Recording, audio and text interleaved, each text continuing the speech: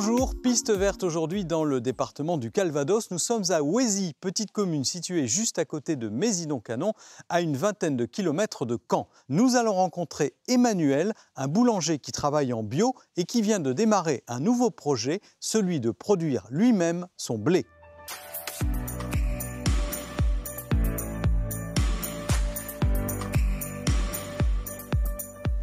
Bonjour Emmanuel. Bonjour. Merci de nous accueillir dans ton fournil. Tu es donc boulanger paysan. Ça veut dire que tu fais du pain, mais aussi tu produis le blé qui fait le pain. C'est bien ça l'idée. C'est ça, exactement, oui.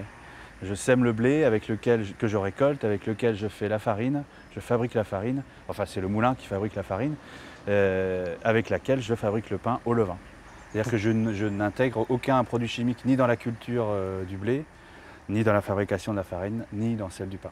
Donc tu maîtrises toute la chaîne, on va dire, de la production jusqu'au consommateur. Exactement.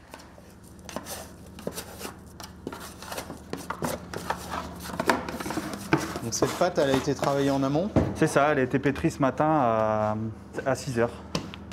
Et elle a eu le temps de poser un peu? Elle a eu le temps de lever, ouais. Il y a quoi dans cette pâte alors? Alors ça, c'est la pâte pour le pain complet. Donc il y a de la farine, du petit son et du levain, de l'eau et du sel de Guérande. Pas de choses chimiques dedans? Absolument pas, non, rien du tout.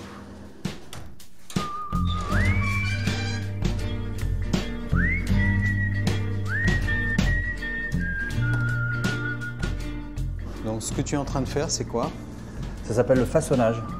C'est-à-dire qu'on façonne la pâte qui est en train de lever pour lui donner la forme du pain qu'on veut. Toute ta méthode de fabrication fait qu'il a un goût particulier, ton pain?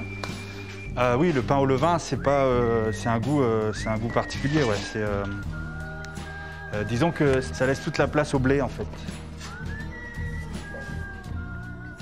Bon, là, Emmanuel, c'est le moment où tu deviens meunier. C'est ça. Tu vas lancer ton moulin pour fabriquer la farine. Voilà, tout à fait.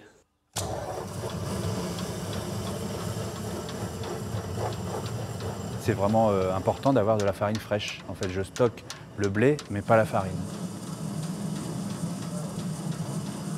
Au fond du bâtiment, il y a 2 cellules dans lesquelles je stocke tous les grains de blé que je récolte au mois de juillet tous les ans. À chaque besoin de farine, je sais quelle quantité de blé je devrais écraser pour avoir de la farine. Et du coup, j'en sors autant. Je sors ce dont j'ai besoin.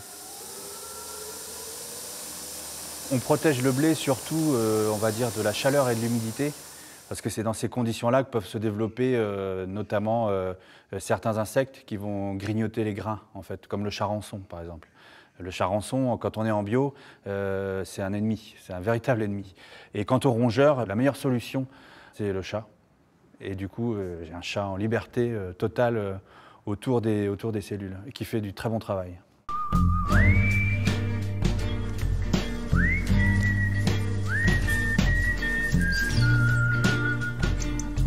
Est-ce que le consommateur, celui qui va acheter ton pain, a conscience de toute cette chaîne et notamment du point de départ qui est ici le champ? Ceux qui feront au départ l'effort, on va dire, de goûter le pain que je vais produire, ils le sauront parce que moi je compte bien expliquer aussi cette démarche parce que pour moi elle est très importante. Il s'agit justement de faire découvrir aux gens cet aspect-là qui est particulièrement important, le lien en fait entre l'alimentation et l'agriculture.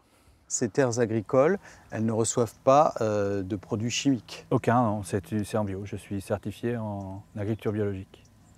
On est sur la commune de Ouésy et du coup on a quelques centaines de mètres à parcourir pour venir voir les champs. Ouais. Donc là c'est vraiment du circuit court? Circuit court, local, oui, tout à fait. Très très court. Donc. Voilà.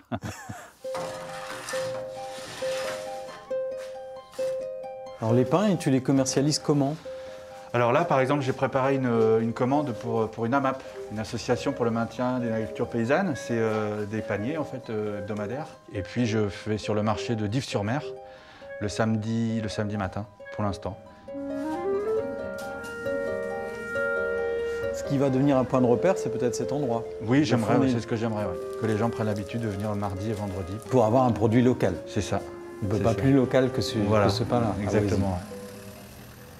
Alors il ne s'agit pas de dire on revient au goût d'avant, c'est ça non plus, c'est un peu comme l'histoire du retour à la terre, je n'ai pas de nostalgie de ce qui se passait avant. Mais par contre, montrer que c'est possible de faire simplement, des choses qui sont et bonnes pour la santé et bonnes pour l'environnement.